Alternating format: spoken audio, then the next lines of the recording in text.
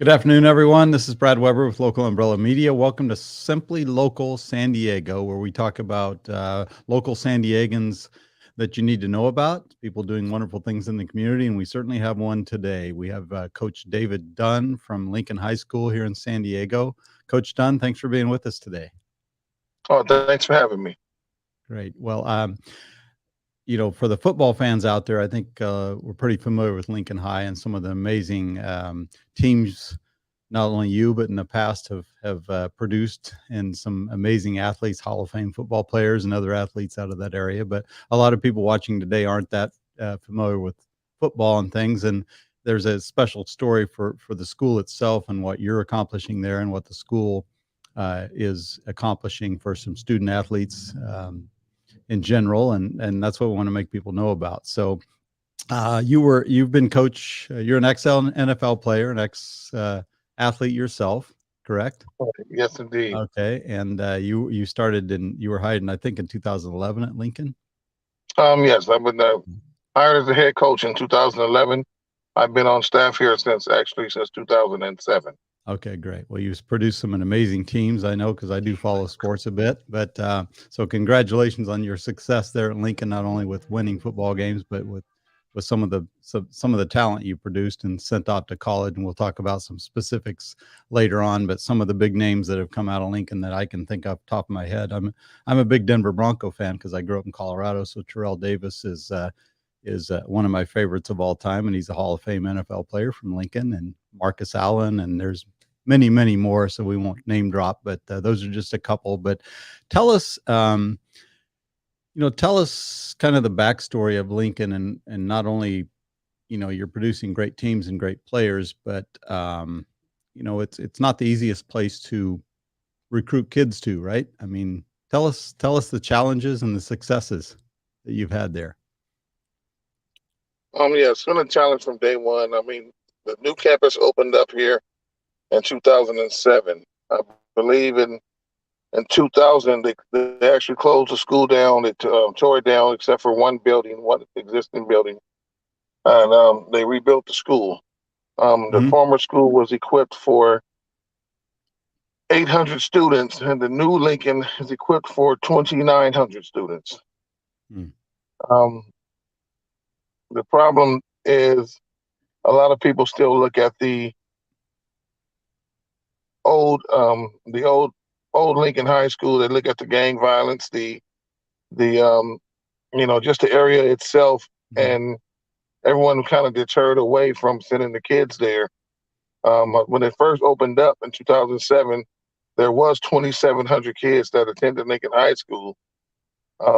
As it stands today, and been for the past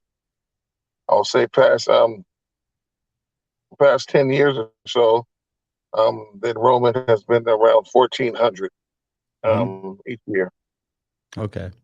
And for people that don't know, I mean, the school's located, I'm not even sure what community is it?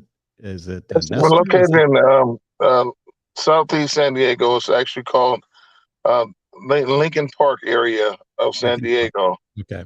And it's south of the 94, north of the 54, and east of the 15. Is that correct? I mean, yes, right on 477 freeways out here, the Californians. So yeah, so yes, that's indeed, an right area off of Imperial Avenue. Got it. Okay, so not the most affluent area of town. So you've got the economic challenges and things compared to some of the other areas of the wealthier parts of San Diego. So that's part of the challenge of attracting kids to that area, right? Right. Yeah, definitely. So one of the things in sports and in football, specifically, since that's what we're talking about today, you're not only attracting wonderful athletes and producing wins, but these athletes, they're not just dumb jocks. These are you're sending them off to college with great GPAs and successful, building lives, not just athletes, correct? Yes. Well, one of the things I noticed here when I was assistant coach, 2007 through 2010, the school has a abundance of talent. There's a lot of talented kids around here who can, in all different areas, all sports, who are very, very talented. The history had been challenging as far as academics was concerned. Hmm. I believe one of the few of the scouts that I had talked to that came through to look at some of our kids will say that they were always told if you wanted to find pure talent, you always stop by Lincoln High School. The Right. issue was going to be were they academically sound enough to be able to go off to college. Right. And so that's something that we looked at. I looked at personally, um, and I wanted to make sure that we changed that. That was an issue of mine growing up here in the same community. Hmm. Um, I didn't take my academics seriously, and as I was coming up, I just kind of skated by. I was good enough to play, but I barely stayed eligible enough so I could be out on the field. Right. And that's something that I took very personally. And first thing I did as head coach here at Lincoln High School was, I challenged my kids to stay above a 3.0 GPA. Right. I knew by doing that, it would ensure their chances into getting accepted into pretty much any college that they wanted to go to. Yeah. Um, and that was a challenge within itself, because a lot of kids were being passed along through the No Child Left Behind Act. Hmm. Um, a lot of kids were lacking in certain areas as far as reading comprehension, um, mathematics, and everyone was kind of just looking over it, and the history of producing really good athletes was just like you look at the athletes and you just kind of let it go. Right. And like I said, I myself only played my senior year in high school because of that same issue, and it cost me. Um, the University of Miami was my dream school, and Right. when I And you when, ended up going to community college, right? And then you got I ended up into going to community Fresno college State. because Yeah. by the time Dennis Erickson was the head coach at the time for University of Miami, by the time they came down to see me personally and to offer me a scholarship, and my transcript was no good. Mm. And I remember being angry at the coach and angry at everybody else about Sure. why I wasn't able to go in and meet the head coach. And he came to see me and nobody told me anything and all of that. It's like a young kid who wanted to point the finger at everybody else. Right. Thought it was Had all about you, and that's it's common. And when exactly. you get these kids too, I mean, they're kind of behind the curve already. So when they get to high school, you don't only have to keep them there to get to 3.0. You have to start from almost scratch or way behind that Well, GPA. yeah, I actually had to, I shared this with all of my kids when they come in. Hey, I let them know that I was not a good student in high school. I did not apply myself the way that I should have. Um, and I just thought I could just skate by. And I found out the hard way. It was heartbreaking to me. I just actually shared a story with them again this morning. Yeah. I said something I'll never forget to have my dream school come to actually offer me a scholarship, and I wasn't able to speak to them. Yeah. And I told them I'm 50 years old now, and I still remember like it was yesterday. Yeah. So I I had to take responsibility, accountability for myself, my own actions, and that's exactly what I told them. I said, hey, for a scout to tell me that they already have been told that it's pure talent here, it lets me know that you have an opportunity. You're going to be seen, but you also have an obligation to be the best student athlete that you could possibly be, not just the best athlete. And so I challenged them to sit in the first three rows of every classroom and not to fall behind. And we did weekly grade checks. And when there were issues, we stayed after school, and I built relationships with the teachers, and they stay after school, and we help. If you need help, we stay after and get the help and tutoring that we need. And what I found is that since 2011, we've been averaging a 3.1 overall GPA. The Yeah. kids understood if they could do it, if they applied themselves, stop falling behind, actually take it a little bit more seriously. And one of the things I expressed to them was that when the scouts do come by, I guarantee you my first question to any scout will be, my first question to any one of my kids in front of the scouts will be, okay, how are we doing academically? Hmm. I will Perfect. not speak about football at all until we talk about your academics. Right. And I will have your transcript on hand. So how that's going to look is up to you. Got And it. so we're going to put the academics first, and the athletics will come second. And they've accepted that challenge, and I'm just so happy and that the kids are actually embracing it.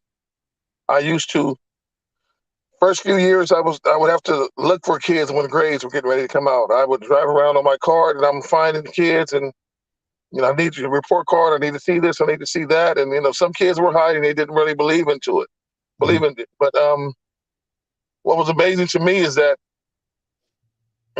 maybe the kid that was hiding in the ninth or 10th grade, by the time the 11th grade come around, when grades come out, they were looking for me.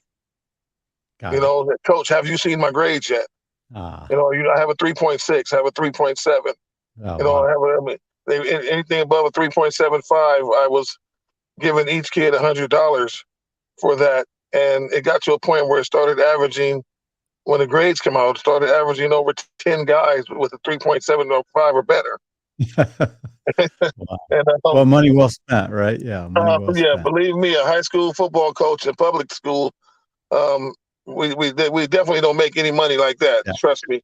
Luckily, a friend of mine, from the Chargers, had stepped in and took on that feat for me, and made sure that every kid that got that mark, he took over to give it the Oh, $100 that's for him. amazing. Should we give that person a shout out? Who was it?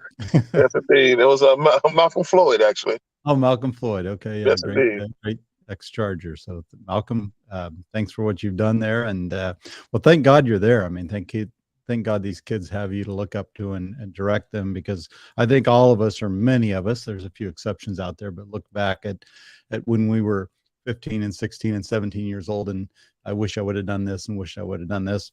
For sure, I went to a small town. We had no counseling or anything. So until I got to college, I didn't even know there was a future. It was just day to day, So you miss Right. those opportunities. And I know a lot of my friends with kids, if you could just talk to them and say, I've been 15 before. I know you see the world from your eyes, but I've been there. Here's the mistakes I've made, and don't let it Yeah, happen to you. definitely. And That's why it's so important that I yeah, shared my own story. got it. And I do have to remember, and tell my coaching staff, we do have to remember we were 14, 15, 16 years old. And, a lot of times the responsibilities of being raised in a single family home, or raised by your aunt or your grandma Right. or something like that. I mean, the kids have a lot on their plate here. Yeah. They have to watch siblings after school. Sometimes they have to go to work. Yeah. Um, Sometimes they just can't be a kid and just have everything right there for them. They have responsibilities that they have to take care of. Sure. And I told the coaches, we have to look into all of that and kind of know each kid's individual situation here, and the best way that we could possibly help kids. There's sometimes that after school we would practice end at 6:30, and we'll still hang around and do some film and stuff. And there's 5 or 6, 7, 8 kids on the team are still on campus here to 9:30 at night. Choosing the campus was their safe space. Hmm. So you look at that and you wonder, like, what's going on? Why is this kid going home? Yeah. So it's so much bigger than football, that we have to look out into every aspect of their life to find out and build a connection and trust with them. And sit down and ask the kid, hey, what do you want out of this? If you maintain this academically, I tell my kids, if you made above a 3.0 academically, you're going to qualify for the Pell Grant. And it's a way of helping you get into school. And, Hmm. my goal as a head coach is that we all go to college or get accepted to at least 5 colleges, whether it's football or not. Right. Everyone's not guaranteed a scholarship, but being at a Title I inner city school, if you can maintain above a 3.0 GPA, it just increases your chances of being able to be accepted to a school, Right. and get the kids to understand and get excited about the opportunity of getting a higher education, opposed to your peers in the community, I just bluntly said, hey, would you rather do 4 years in college or 4 years in prison? Exactly. Yeah. That's pretty clear. Which choice do you want? Yeah. Yeah. So it doesn't matter if it's, um, if it's USC or if it's a lower level Division III school. I'm going to choose school over prison every day. Right. And sometimes I have to be that harsh with the kids to get them to understand that um, the opportunity to be able to grow and find yourself between the ages of 18 and 22, 23 on a college campus opposed to doing it in the streets. It's a lot safer. Yep. Even if you still don't know who you want to be or what you want to be, at least you're moving towards that in a positive way. And you don't And lose you're the surrounded chance. by people. You're surrounded by people who are also trying to figure it out. Right. You're So being raised up instead of pulled down by yeah, everyone else. yeah. Yeah. It's So I tell them that I didn't. I'm looking at old team pictures, from when we first started here, and I tell them, I said, we take it very personal with all of our student athletes. Um, I can tell you this kid went to school, and this one went off to college, and this one went to a junior college here, and I can go look at the poster and I can tell you who went places. I said, but what hurts me the most is when I have to say, this kid didn't make it. This kid lost his life. yeah. This kid's doing 10 years in prison. This kid's doing 5 years in prison. So I mean, I even at one point I haven't put up a poster in the past 5 years, and we've been very successful over this time. But like I said, I just take it so personal that I just want to try to continue to highlight all of the highs, but I cannot let go of the lows, um, and express to the kids how important it is for us to just do better and be on a better path.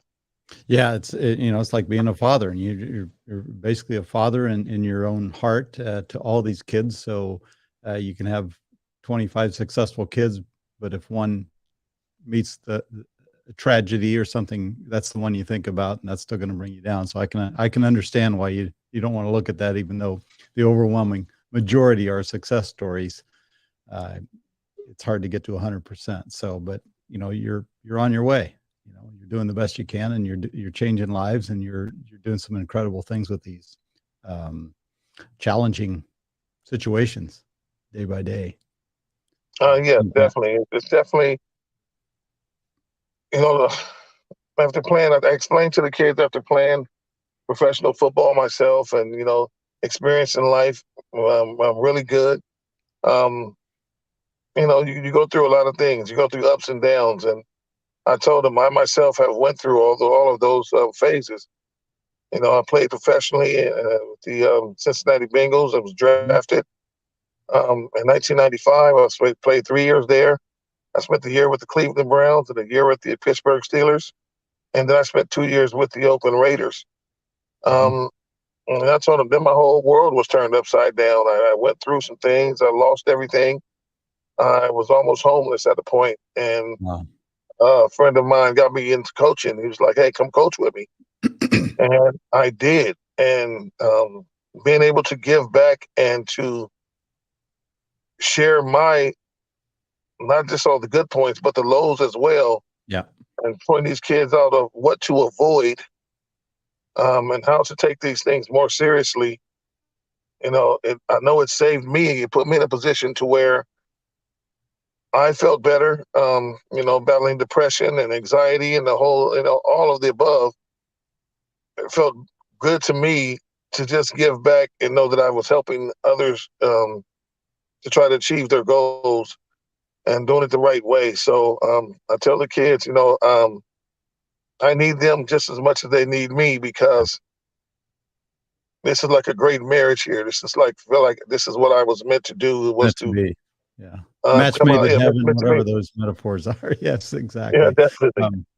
Yeah. So it's nothing like being sick and being well again. And you've been Yes. kind of up and down, and now you're well. So you want to share, hey, I'm energized. I want to share this story and make other people end up the same place that you are. So that's why it resonates so much with them, I'm sure. And that's why you're so passionate about what you do, because you felt it. You felt it Yes, in indeed. both ends of the emotional scale. So, well, we should all be appreciative here in San Diego that you're there to help these kids out, because it's a tough job. It's challenging. These kids need you more than any of us really realize until we're in the middle of that. So, all I can say is thank you for your service. That's you're a I gift to truly the community. appreciate it. Yeah, I mean, it's definitely a job that I cannot do alone. My hats off to my coaching staff. They understand and share my passion. We see that we have the same vision. Fortunate enough to pick up my assistant head coach, Jason Carter, who's also used to play professional ball. He was with the Carolina Panthers and the Minnesota Vikings. But bringing him on and sharing the same passion and wanting to do something special right. for Create a the kids culture and yeah, and for the community. Yeah, for the community and the whole right. culture. I mean, it's been a godsend that he's been able to join my staff, and he shares the same passion as well as Bashif Jones and Gerard Stutz. Everyone has a story to tell. Yeah, But the thing is, we all agreed to do one thing, and that's leave our egos at the door and realize that it's about the kids. We went through this part already. got it. And so we put Okay. ourselves, our own personal things aside and said, what happens if we all work together? Show them that as men, strong men, we can work together for a common goal and show some consistency in their lives to where, you know, a lot of them are raised in single family homes and there's not a consistent role model, male figure in their lives. So I asked Coach Carter when he came on, I said, can you guarantee me 4 to 5 years? Because I don't want coaches coming in and out of these kids' lives. They experienced that enough. They've been 10, abandoned enough. Yeah, exactly. I don't want to build a relationship with them and then turn and just leave for something better or whatever the case may be. And he did that. And we're still here together. And I believe in the past 5 years, we put out 52 kids on athletic scholarships, not including the ones who just went to school just based on academics. So our method is working, and it's working here in the inner city. right. And I mean, we're so proud and so happy of it because there's no other school that can match those numbers. And I'm just like overwhelmingly proud of the young men that are standing up and accepting the challenge, and for us to continue to just continue to fight the battle every day. Yeah, well, you should be, and it's not just the kids themselves; it's the whole community around there. I mean, it's you're planting seeds of success and pride and all that, the things that go with it. It's going to raise the level of the whole neighborhood and the families involved, and maybe that next kid, who knows, maybe his dad will stick around, a little bit Yes, more, and indeed. it'll catch on. So, Well, it you is. know, As more fathers has been involved, I encourage the fathers. I leave it open. I leave it to practice open. My door's open to always communicate with them. Um, just share a story from yesterday. I was speaking with the college coach yesterday, and well, actually, it was actually yeah, yesterday, and we was taking a look at a couple of our kids, and they walked in, and my first question was, "Hey, who's going to have the highest GPA this first quarter?" And to hear the three guys say, "Well, coach, I got a 3.5," mhm. and the other will say, "I got a 3.7." The other one will say, "Well, I won because I got a 4.0." Wow. And how that made me feel as a coach, as a Yeah. father, as a mentor, and to see the coach look at it, I mean, hey, you got these guys competing in the classroom the same way that they're competing on the field, and it shows that the kids are getting it.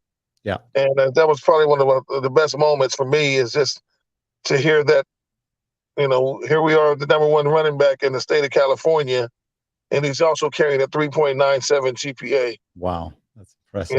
And the number four um, defensive end in the state of California just committed to USC, who's maintaining above a 3.0 GPA. And the running back, like I said, he committed to University of Georgia. Um, and my safety, who's one of the top safety in the state of California, and we were deciding between Oklahoma and Washington. So it makes me feel so proud that they're able to have the. Whoops, we lost the coach here for a second. Bad connection. We'll wait on, Coach. I think we just lost Left tackle, who my center maintains a 4.3 GPA, and my left tackle maintains a 3.5 GPA, and we're pushing to, find them a home at which college they can go to, and hopefully it can be paid for by their athletic ability, and if not, by their academic accolades. Yeah. And if it wasn't for you and your team and your staff there and what you've created, they would be back to maybe not getting into junior college, or maybe having to go to junior college and miss those experiences of that major national, big school culture, which is, a once in a lifetime experience. So there you go. You said it before, and these kids have a different path than you have. And it's because of what you're doing there. So it's amazing. Yes, indeed. Like I said, we just take it slow, and day by day, we're just continuing to get better, and the kids are starting to encourage the other kids and hold them accountable. And this is all we're trying to do, is plant those seeds. Hey, the scouts used to say, you go by Lincoln High School, you find pure talent, but maybe cannot get in academically. That's an old saying.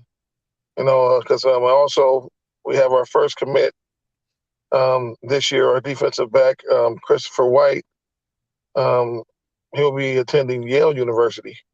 Wow. Which is a first for us, and I'm extremely proud of that as well, because he maintains a very strong academic background, and he's accepted that challenge to take the Ivy League, go to the Ivy League school, one of the top Ivy League schools, and we're extremely proud of him as well. I'll bet. That's quite an accomplishment. Yeah. So it used to be they would go to Lincoln and say there's great athletes there, but they probably won't even get into our schools. Now they say there's great athletes there, and they're pretty darn good scholars too. And, maybe 10 years from now or 5 years from now, they'll be talking about, let's go out to Lincoln, because those kids are brilliant out there. They have 4.0s, and they're actually pretty good athletes too. They might even be able to play for us. We want them in our school. It's always a challenge. When you come from an area where we have struggles, like as a school itself, you look at the numbers and they see that we struggle in English and we struggle in math, and have to take into accountability that the makeup of the school is 77% Hispanic, and so English is a second language. And a lot of cases, this is a second language, and you have to take those things to accountability at times to say, hey, right, maybe let's look at it a little bit differently. So to even go above and beyond what we're doing here on campus at the high school level, I know both my players last year took a scholarship to the University of Oregon, and they're maintaining 3.1 and 3.5 GPA. A wide receiver at the University of Miami, he's made honor roll again for the third year in a row. Also, my young man at North Carolina once again made honor roll again. And wow. So I'm getting these phone calls from the kids that's actually in college, University of Nevada, Washington State. They all call back, and it's so funny that I asked them how they're doing and how they're adjusting, and they just can't wait to tell me that, Coach, I have a 3.1. Coach, I have a 3.2 GPA. They know that that's the first thing that I want to hear. And so it just puts a big smile on my face, and brightens my heart to know that they're still taking it seriously, and they're still competing in the classroom and not just only on the field. Got it. Well, you're enjoying the fruits of your labor, so it's well deserved, and I can only imagine the pride you must feel when you get those phone calls. So, congrats, and again, thank you for your service. Let me know, a couple. Well, let's talk a little bit about what this year. I know you're in the middle of a season right now. You're going into the playoffs, right? You're 9-1, if I'm not mistaken. Yeah. And yes, we're 9-1, and what to look forward to. Yes, this is our first year actually qualifying for the Open Division, which is one of the top division in San Diego, and we're sitting at the number 2 spot, and we're coming for the number 1 spot. So the kids have accepted the challenge. We're very proud of the record and looking forward to playing Madison in the semifinals next week. Got it. So if you're out there and you're football fans or not, you should at least take an interest in these playoffs. And after you've heard Coach Dunn's, what he's done for these kids here at Lincoln, root for the Hornets and show them some love and give them some support and become a fan for a few weeks anyway. So I want to talk about also something we talked about earlier about you had something happen you've got all these famous players. I mentioned Terrell Davis and Marcus Allen. And I mean, there's so many more to mention. The Hall of Champions in San Diego closed down several years ago, and they had all this memorabilia from trophies and things from past athletes at Lincoln, and they wanted to give it back to you. And tell me the story a little bit. What happened? It all got destroyed. Yeah, we noticed that it was displayed down at the Hall of Champions, and they when Lincoln had closed down to get rebuilt, they took a lot of the history and a lot of trophies and banners and things, and they put it all together and put it on display at the Hall of Champions down in Balboa Park. And when the school reopened and they received it back here, there wasn't an adequate space to put the memorabilia at. They hadn't put it up in the new gym yet or anything, and someone placed it under the bleachers. Oh. And the bleachers were not weatherproofed, and through the seasons of rain, and it just all got wet and it got mildewed, and the trophies by the time you went to pick them up, they were falling apart.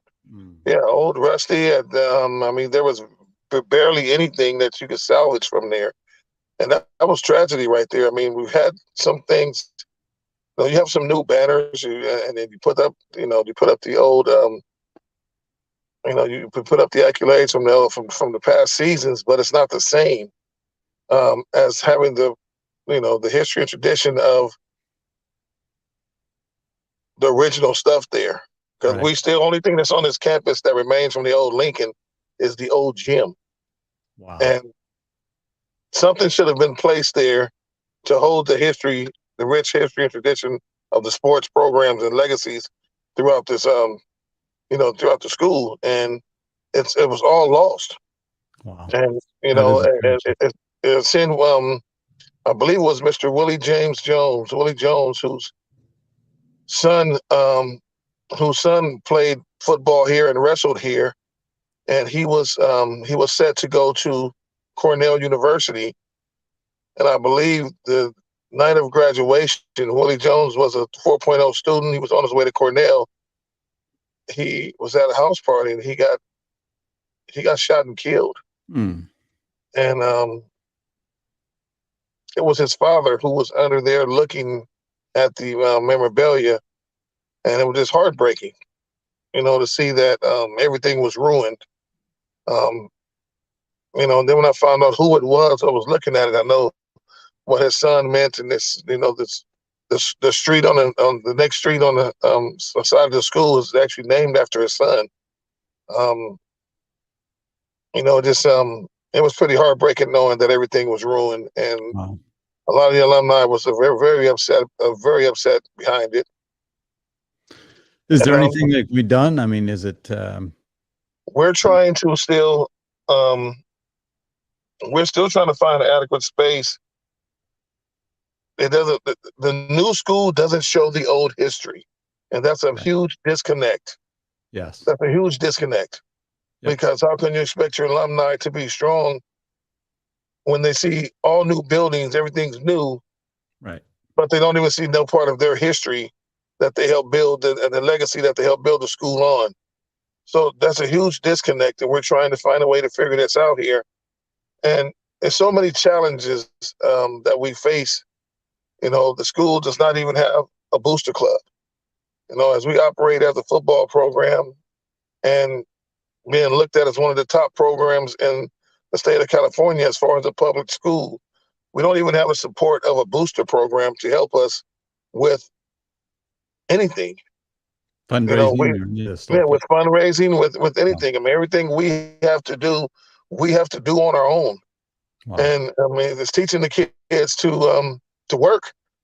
We have to work for it, but there's so many things that we go without that other schools have. Hey, our booster supplied this, and even with being uniformed at the beginning of the year, making sure we have matching uniforms for varsity, JV, and freshmen. Everything has to come out of pocket or fundraise, or there's no booster club, there's no help. Yeah. And this is something that I'm working with the alumni on now, is put together an adequate booster club. I mean, because it's embarrassing. I remember when we went to a coaching clinic last year in Los Angeles, and we're talking with all the schools, and everyone, hey, you guys are Lincoln, San Diego, and we're talking talking about different gear and different things that everyone's there for. And hey, yeah, our boosters sent the coaches here, and our athletic director, and they're making sure we have these equipment and this, and we're sitting here just looking around here like we don't have a booster club. Yeah. And they can't believe that Lincoln High School does not have a booster club. Wow. And it's like everything that you guys are doing, especially the notoriety you're getting for your football program and your athletes and stuff, how can you not have a booster club? And it amazes me. It is amazing, really is. So if you're out there, if you CEO of a corporation in San Diego and want to support a good cause and connect yourself with a legendary brand, Lincoln High School football, Lincoln High School in general for athletics is someone it might be worth taking a look at to invest a few dollars in helping this program out. And maybe we can get the Hall of Champions or whatever you're going to call it there to connect the new kids and the new staff and everyone else with the rich history of Lincoln High School. Yes, indeed. We would greatly appreciate any help with our programs, because we want to compete. I'm teaching my kids all day long. We're going to compete. Yeah. That's what a lot of the coaches love about us, is that, hey, we are teaching our kids to compete on the field, in the classroom, whatever the case may be. So like I say, when I have kids come walking in who I've looked at their middle school progress reports and grades and report cards and seen that they were barely a 2.1 student, 2.2, struggling in certain areas, and to see them walk around with their heads up, maintaining 3.3, 3.5 GPAs. And, the culture is changing. The culture is changing. We are producing student athletes that are applying themselves and they're willing to work. Yeah. And so, I want to reward them. We had to travel. We had to travel to Sacramento for our first game this year. We couldn't really find any games locally. They told me when I got here, if you build it, they'll come. And we've been working extremely hard, and our numbers are still not overwhelming. We're still averaging 30, 32, 34 on the varsity. But we're going to the championship every year, and we're competing, and we're not going to stop competing. Yeah. Hey, I remember 2 years ago we played again, and on our way to the state, we played a dynamic team in Los Angeles, and they was like, man, we seen your team. We was like, man, these small guys, we're about to blow them out. We came out there and we went. I mean, it was a 4.5-hour game, and we won. We combined for 90 points, and we came out on top. And they was like, man, that was probably the most talented team that we faced. And you guys fly around. You definitely hold your own. And it just all comes from the kids understanding from the beginning. We are going to compete. No matter what it is, we're going to compete. At any game we play in, we will be known for being very good, strong competitors. Outstanding. Well, it's an inspiring story. Thanks for being with us. I mean, it's incredible what you're doing at that school. So you're changing the culture, you're changing lives, you're raising the bar every year. So the next generation's coming in every year, and they see the bar here, and they've got to keep getting higher and higher. And that's what you've done. Keep up the wonderful work you're doing. Hopefully somebody out there seeing this and wants to help out with some fundraising or some other way they can help out. You know, keep your eye on Lincoln High and Lincoln High football and Coach David Dunn. Thanks so much for being with us. It was a pleasure having you, and we're rooting for you every day. Thank you for having me. I'm extremely blessed, and looking forward to speaking with you guys again soon. Sounds great. Well, that's our show. Simply Local San Diego. Coach David Dunn, thanks again. I do want to thank our sponsors, Attorney King, of course, Aquan Casino, and IB Fitness. That's our show. We'll see you next time. David, thanks. Coach Dunn, thanks for being with us. Bye-bye. Thanks for having me.